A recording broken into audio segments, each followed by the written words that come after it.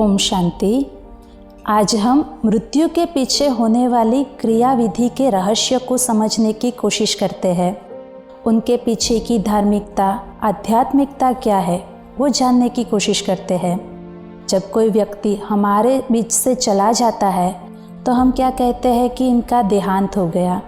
देहांत मतलब होता है कि देह से आत्मा निकल गई और देह को भी अंत की तरफ ले जाया जाता है। शरीर को 5 तत्वों में विलीन कर दिया जाता है, इसलिए देहांत बोला जाता है। हम कहते हैं कि इनका निधन हो गया, मतलब है कि धन कमाना बंद हो गया, चाहे फिर वो स्थूल कमाई हो चाहे पुण्य की कमाई हो, दोनों ही कमाई बंद हो जाती, इसलिए निधन कहा जाता है। हम कहते हैं ये ऑफ हो गए। ऑफ हो गए का मीनिंग होता है कि इस शरीर में जो ऑन पावर के रूप में आत्मा कार्य कर रही थी वो आत्मा इस बॉडी से निकल जाती है और ये जो शरीर है वो वर्क देना बंद कर देता है। फंक्शंस सारे बंद हो जाते हैं, चलना, उठना, बैठना, सोचना, सब कुछ बंद, इसलिए कहते हैं ऑफ हो गए। हम कहते हैं ये अर्थी है। अर्थी का क्या मीनिंग होता है?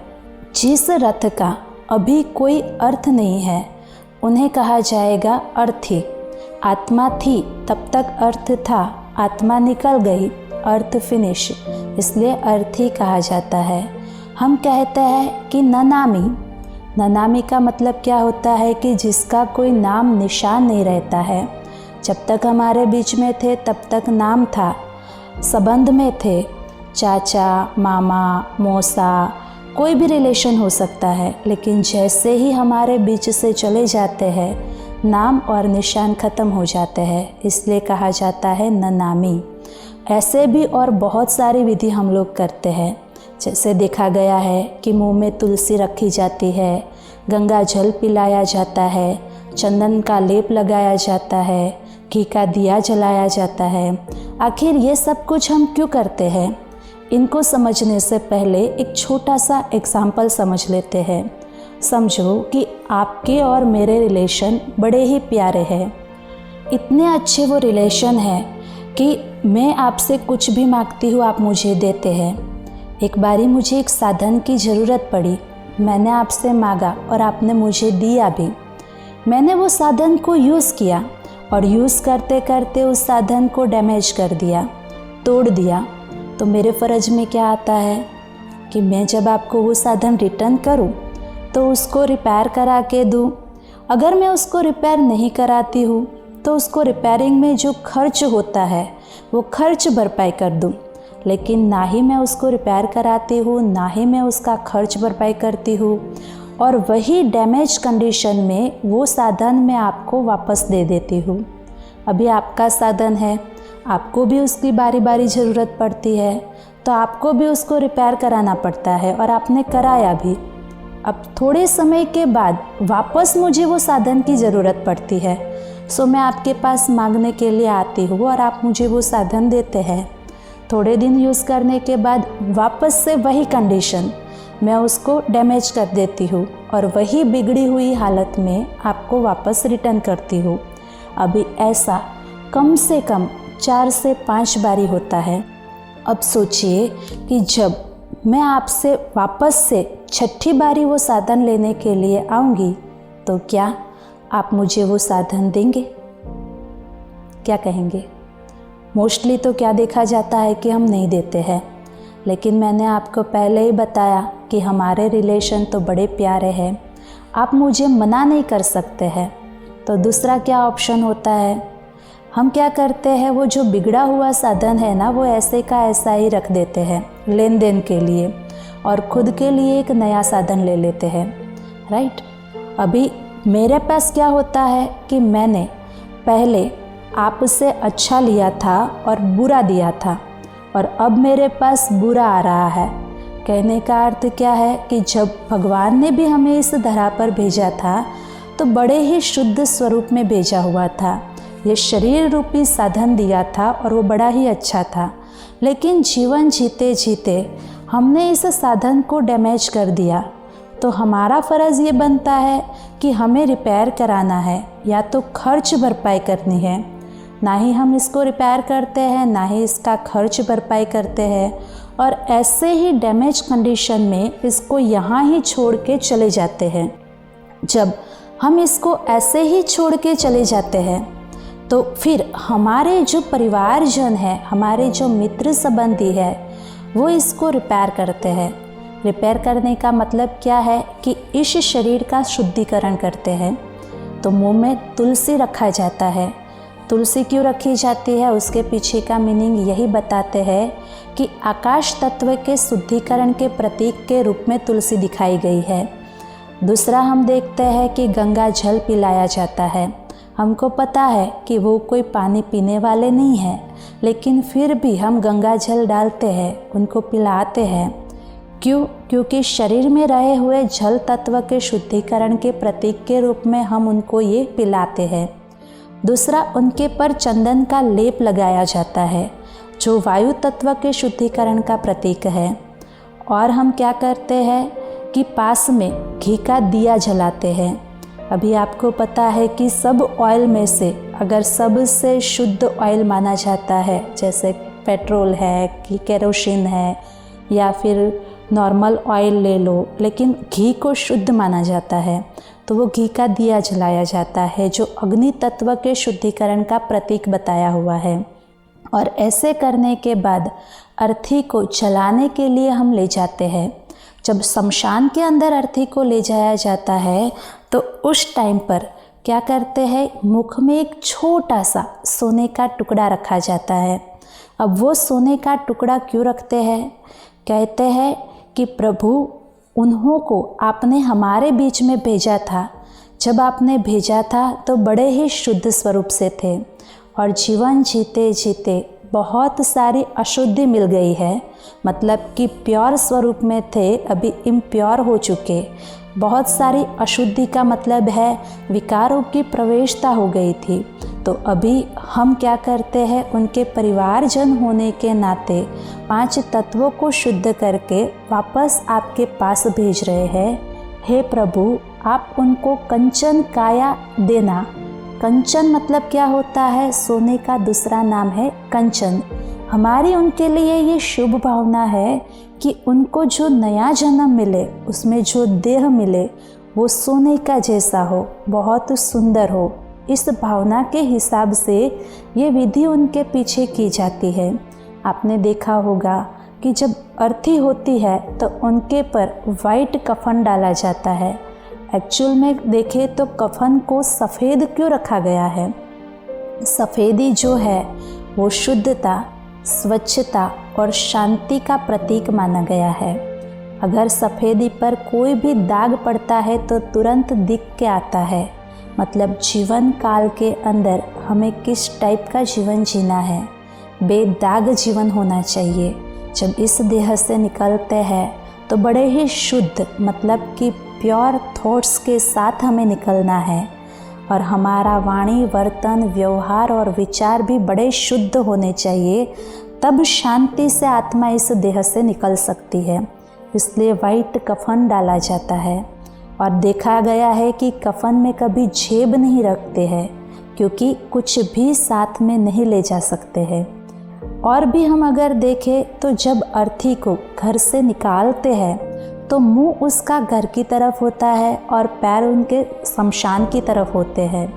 और जब हम शमशान के नज़दीक पहुंचते हैं तो अर्थी को घुमा देते हैं। उनका मुंह शमशान की तरफ कर दिया जाता है और पैर घर की तरफ हो जाते हैं।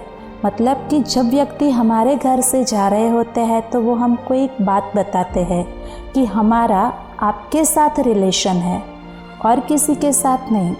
जैसे ही शमशान के नज़दीक पहुंचते हैं, अर्थी पलट जाती है, मतलब कि अभी आपका और हमारा रिलेशन यहाँ ही ख़त्म हो गया। अभी मेरा सच्चा संबंध तो ईश्वर के साथ है, और उस तरफ वो आगे बढ़ती है। जब उनको लेके जाते हैं तो क्या सुना गया है, क्या बोलते हैं? राम नाम सत्य है, सत्य बोलो गत है। कहते हैं ना, ईश्वर नाम सत्य है, सत्य बोलो गत है। मतलब कि जाने वाला व्यक्ति भी ये संदेश देता है। एक्चुअली वो एक सब कुछ सुनने वाला नहीं होता है। सुनता तो कौन है? जो उनके पीछे लोग ले जा रहे होते हैं, वो ये सब कुछ सुनते हैं। अर्थ क्या है इनका? कि राम का नाम ही सत्य है, जो ही साथ में चलने वाला है। ये एक संदेश है। और भी अगर हम देखें तो जहाँ पे अर्थी को जलाया जाता है उसको हम कहते हैं शमशान। श्मशान का क्या मीनिंग होता है? सम शान। सम का मतलब होता है एक समान, शान जहाँ पर सबको मिलती है उसे शमशान कहा जाता है। फिर गरीब हो, अमीर हो, पढ़ा हुआ हो या अनपढ़ हो, सबको एक समान दर्जा वहाँ पर प्राप्त होता है, इसलिए श्मशान कहा गया है। और भी हम क्या करते हैं कि देखा गया है 12-13 दिन तक उनके नाम का दिया जलाया जाता है। क्यों ये दिया जलाते हैं? अगर हम किसी से पूछे तो वो क्या बताते हैं हमको कि दिया इसलिए जलाया जाता है कि जो जाने वाला व्यक्ति है उनको रास्ते में कोई बाधाएं ना आए, कोई अड़चन ना आए, इसलिए ये सारे दिए जलाते हैं। लेकिन क्या सही में ये दिए का प्रकाश उन तक पहुंचता है? अगर सोचिए तो ये दिए का प्रकाश तो इस रूम से उस रूम तक भी नहीं पहुंचता है। और हम क्या कहते हैं कि इस लोक से उस लोक जाते वक्त बीच में कोई बाधाएं ना आए, कोई अड़चन ना आए और इस प्रकाश के आधार से वो आसानी से चले जाए। अब क्या ये पॉसिबल है? कौन से प्रकाश की बात हुई है यहाँ पर? वो प्रकाश है पुण्य का प्रकाश। जितना पुण्य जीवन काल के अंदर कमाया होगा उतना ही आगे बढ़ना आसान हो जाएगा। आप सोचिए कि दान करना आसान है लेकिन पुण्य कमाना आसान नहीं है। दान को करना बोला जाता है, पुण्य को कमाना बोला जाता है। पुण्य कमाने के लिए बहुत सारे एफर्ट्स लगाने पड़ते हैं। तीसरा ये करने को देखने में आता है कि 12-13 दिन तक वो व्यक्ति को जो जो पसंद होता है वो बनाते हैं और फिर वो जो पसंदगी का खाना है वो कौवे को खिला देते हैं। हम पूछते हैं कि ऐसा आखिर क्यों? तो बोलते हैं, क्या बताते हैं हमको कि रास्ते में वो आत्मा तृप्त रहे, सुखी रहे, उस शुभ भावना से ये बनाया जाता है। अब सोचने की बात ये है कि अगर ये सारी भावनाएं, ये जो विधि के पीछे की हमारी शुभ कामनाएं होती है वो उन तक पहुंचती है, तो क्या हमारे आँखों से निकले हुए आंसुओं की भावना उन तक नहीं पहुंचेगी? आप सोचिए, अभी कोरोना का समय चल रहा है, चारों तरफ दुख और अशांति का वायुमंडल है। अनेक परिवारजनों ने अपने परिवार के सदस्यों को खोया है, दुखी हुए हैं, और हम उसको क्या वाइब्रेशन दे रहे हैं? कितनी पावरफुल और स्ट्रॉन्ग फीलिंग के साथ हम क्या बताते हैं कि हमने उनको अकेला छोड़ दिया। क्या कहते हैं कि जब उनको हमारी ज़रूरत थी तो हम उनके साथ नहीं रहे, हम उनको छोड़ के चले आए। जितने एफर्ट्स लगाने चाहिए थे उतने हमने नहीं लगाए। हमने अगर थोड़ी ज़्यादा मेहनत की होती थी तो शायद कहीं से ऑक्सीजन मिल जाता था और हम उनको बचा सकते थे, लेकिन हमने वो नहीं किया और बहुत स्ट्रॉन्ग फीलिंग के साथ हम उनको याद कर रहे होते हैं। अब सोचिए, जो व्यक्ति आपके बीच से गया है वो आपको छोड़ के निकला है और अभी आगे उनको कुछ नया मिला नहीं है, तो यहाँ एक तरफ सब कुछ छूट गया है और दूसरा कुछ नया नहीं मिला है, बीच रास्ते में है, और हम उनको क्या वाइब्रेशन दे रहे हैं, है ना। और या ये भी हो सकता है कि वो व्यक्ति जो है वो एक नए जन्म के रूप में माँ के गर्भ में वो आत्मा ने प्रवेशता की है, और जब माँ के गर्भ में वो आत्मा प्रवेश किया है, उसका नया शरीर बन रहा है, उस टाइम पर उसके गर्भ के हम क्या संस्कार बना रहे हैं? क्या बताते हैं हम कि हमने उनको अकेला छोड़ दिया। जब उनको हमारी सबसे ज़्यादा ज़रूरत थी तब हम उनके साथ नहीं रहे, हमने उनके लिए पूरे एफर्ट्स नहीं लगाए। कैसी बातें बताते हैं हम? हमने उनका साथ नहीं दिया, छोड़ दिया। अब वो ये सारे वाइब्रेशन कैच कर रहे होते हैं।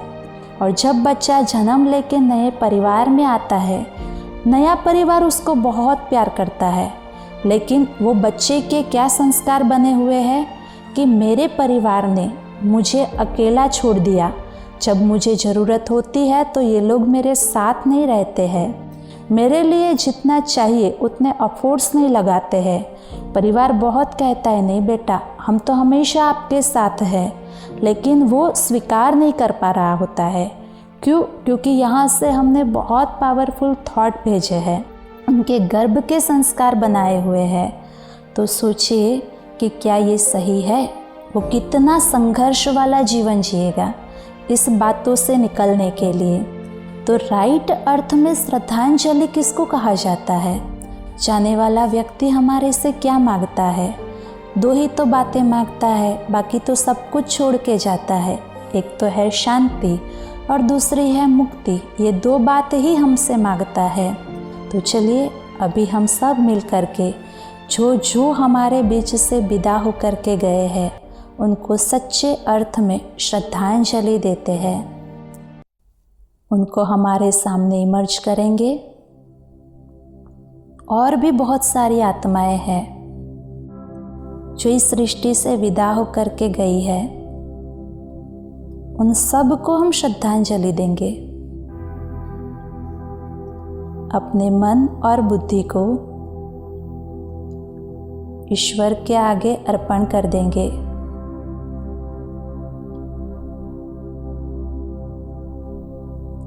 कहेंगे उस आत्मा को कि इस जीवन काल में आप हमारे बीच आए, हमसे मिले, आपके साथ का हमारा ये सफ़र बड़ा प्यारा रहा, बहुत ही अच्छा रहा। जाने अनजाने में विचार, वाणी, व्यवहार से या फिर स्वभाव और संस्कारों के वश अगर हमारे से कोई गलती हो गई हो तो हम बहुत प्योर भावना से आपसे माफ़ी मांगते हैं।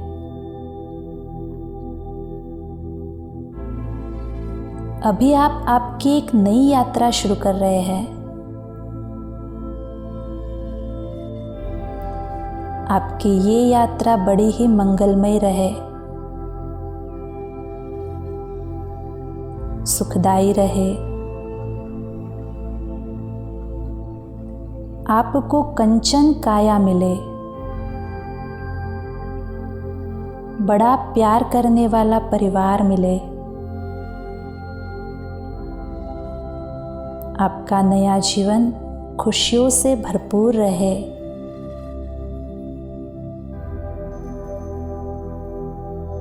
यही प्योर थॉट्स, शुभ कामनाएं हैं हमारी आपके लिए।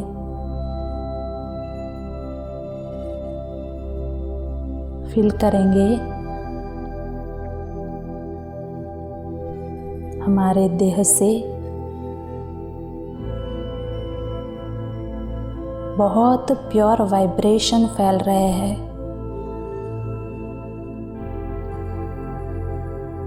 हमारी आत्मा से शांति के वाइब्रेशन उन आत्मा तक पहुंच रहे हैं।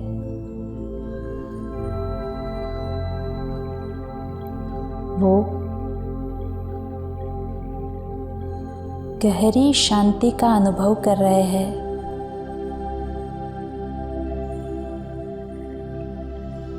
और अपने नए जीवन में आगे बढ़ने की बहुत अच्छी शुरुआत कर रहे हैं।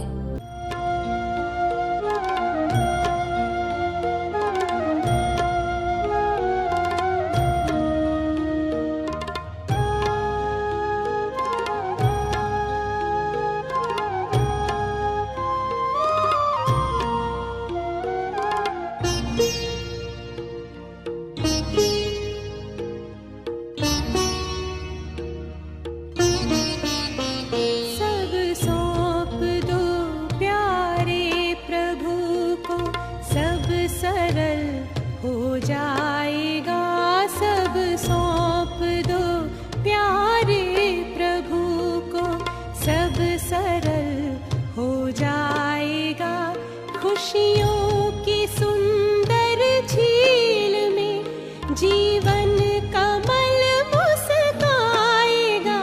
सब सौंप दो प्यारे प्रभु को।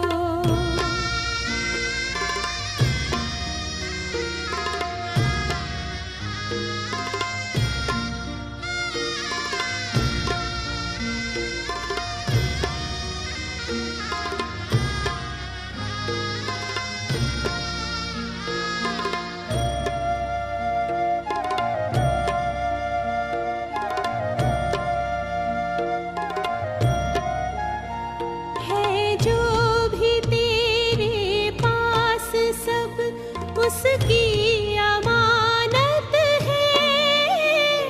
अपनी समझ लेना अमानत में खयानत है। जो भी तेरे पास सब उसकी अमानत है।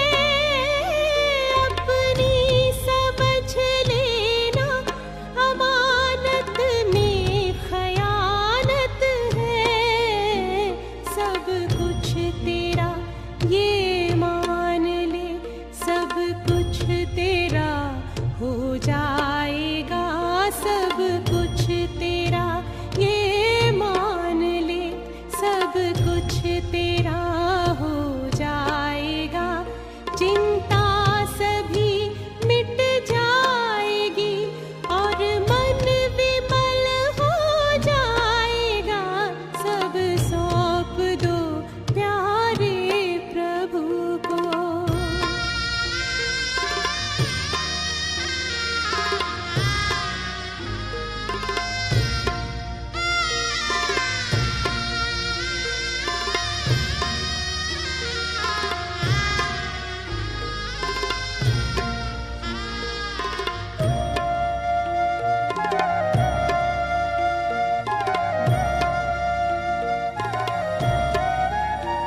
आकाश से ऊंची तुम्हारी भावनाएं हो। दिल हो बड़ा सबके लिए शुभ कामनाएं हो। आकाश से ऊंची तुम्हारी भावनाएं हो। दिल हो बड़ा सबके लिए शुभ कामनाएं हो। कल्याण करता चल तेरा खुद ही भला हो जाएगा। कल्याण करता चल तेरा खुद ही भला हो जाएगा। आजाद हो पिंजरे से पंछी फिर निकल उड़ जाएगा। सब सौंप दो प्यारे प्रभु को। सब सरल हो जाएगा। सब सौंप दो प्यारे प्रभु को। सब सरल हो जाएगा। खुशियों